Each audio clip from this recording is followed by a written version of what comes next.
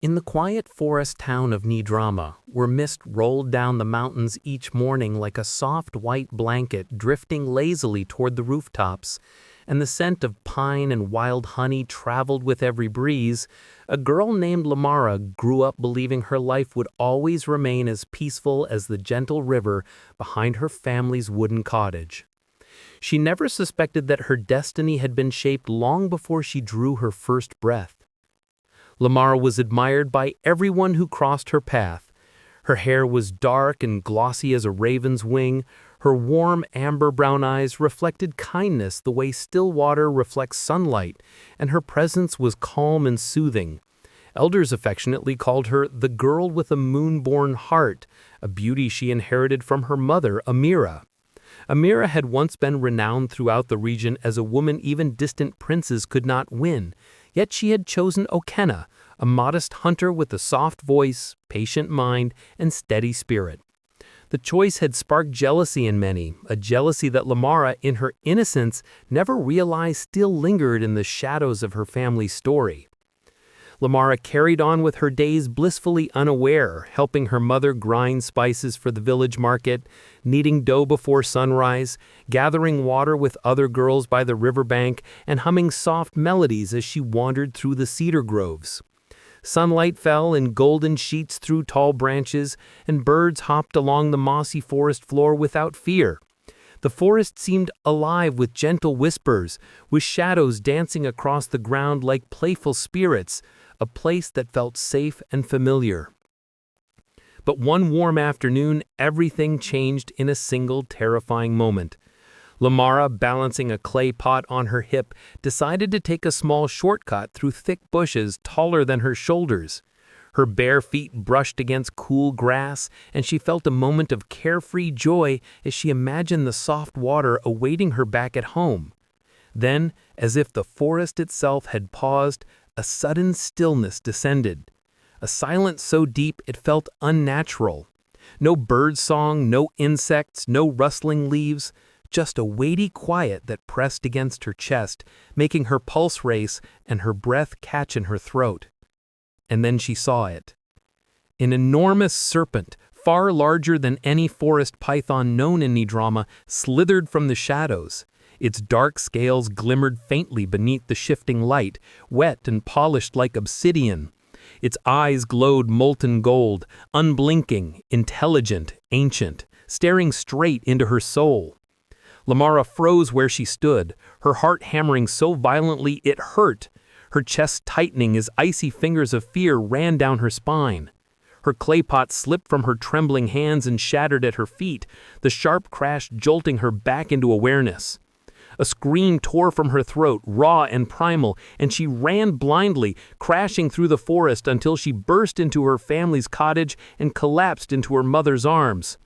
Amira, startled by the sheer terror in her daughter's eyes, held her tightly, murmuring soothing words. Lamara stuttered, trying to explain, golden eyes, shimmering scales, a serpent so massive no hunter in Nidrama had ever laid eyes on such a creature. Amira tried to calm her, insisting gently that she had likely seen a forest python, which though large rarely approached humans.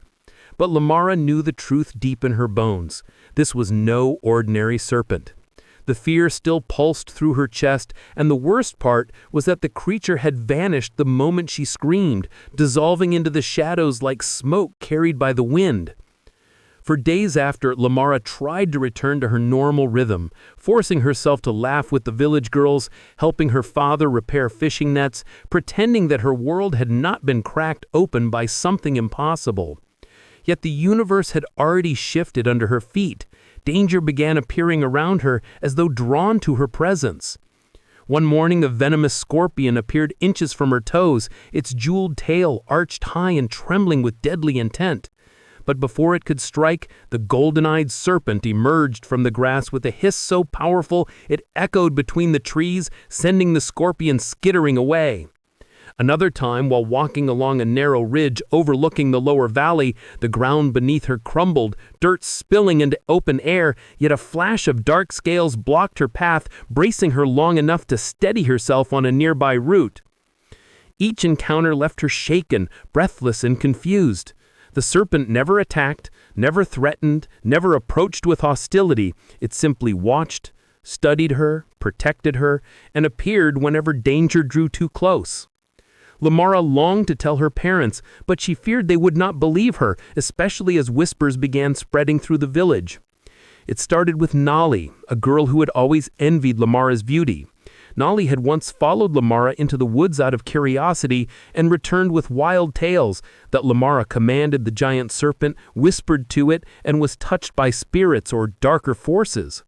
Rumors curled through the village like smoke slipping under doorways, making women clutch their children tighter when Lamara passed, and men watched her with subtle suspicion, though still complimenting her beauty, their smiles thin and nervous.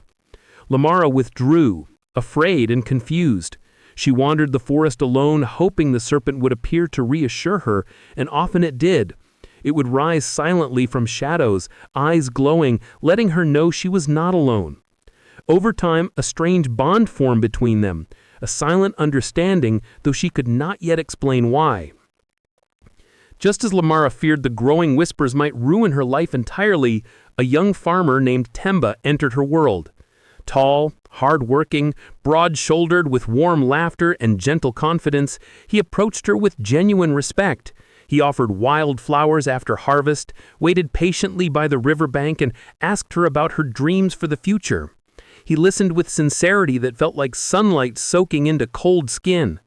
Slowly, Lamara began to trust him, imagining a life where love, family, and peace awaited her. When Temba finally proposed, kneeling beside her family's hearth as her parents watched with teary-eyed hope, Lamara felt certain that her life was finally unfolding the way she had prayed. But the day of the marriage introduction shattered everything. She wore a sky-blue gown her mother had sewn by hand, her hair braided with tiny white blossoms, her smile soft and shy as she stepped into the village square where the entire community had gathered. Just before the first blessing could be spoken, a chilling hiss rolled across the ground like distant thunder. The massive golden-eyed serpent emerged from the tree line, slithering into the center of the gathering. Its scales shimmered under the midday sun like polished stone, its presence so powerful and eerie that even the bravest warrior stumbled backwards. Children cried, elders limped toward shelter, and Temba, the man Lamara had trusted, the man she believed loved her, dropped the ceremonial gifts he held and fled through the crowd without looking back, abandoning her in front of everyone. Lamara stood frozen, heartbreak slicing through her chest like a blade. Tears burned behind her eyes as villagers turned on her, fear twisting their faces.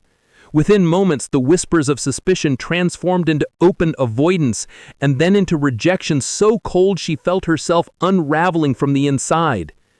Desperate, humiliated, and drowning in shame, Lamara fled Nidrama under the weight of accusing stares, running to the neighboring town where her godmother Zawadi lived.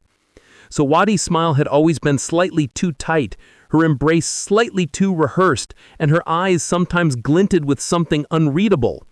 Blinded by heartbreak, Lamara didn't notice the danger in Zawadi's smile when she mentioned the serpent that had destroyed her life. She remained unaware that her godmother's mind was already whirling with plans of her own, plans sharpened by old jealousy, hidden grudges, and a darkness Lamara had never imagined living so close to her. For weeks, Lamara stayed with Zawadi, attempting to regain some sense of normalcy. She explored the surrounding forests, spoke quietly to the serpent whenever it appeared, and began to understand the strange protective bond that had formed between them. Yet Zawadi's subtle manipulations grew more apparent. Small tests of obedience, veiled suggestions that Lamara's presence attracted supernatural attention, and whispered fears about the villagers' judgment. Lamara felt torn between trust and suspicion, her heart heavy with longing for a world that now seemed irreversibly broken. One night, as silver moonlight poured across the hills, the serpent appeared at the edge of the forest near Zawadi's cottage. Its golden eyes met Lamara's, and in that moment, she understood. It had been guiding her all along, not as a monster, but as a guardian. The bond they shared pulsed with an ancient energy, a promise that she could survive the coming trials. The following day, Lamar discovered Zawadi meeting with strangers from the outskirts of the region. Merchants, hunters, and men whose intentions were shadowed and ambiguous. The godmother she had trusted was weaving a web of alliances and schemes that threatened not only Lamara, but the entire forest town. Realization struck Lamara like lightning. She could no longer remain a passive observer. If she wanted to reclaim her life, she would have to embrace the power the serpent symbolized, confront her fears, and navigate a world where loyalty, trust, and danger were intertwined. Lamar's journey had only just begun. She understood that the serpent was more than a protector. It was a key to her destiny, a bridge between the ordinary and the extraordinary. She would need courage, cunning, and resilience to face what lay ahead, and perhaps in the process discover a strength she had never known existed. And as she stared into the serpent's glowing golden eyes that night, she made a silent vow.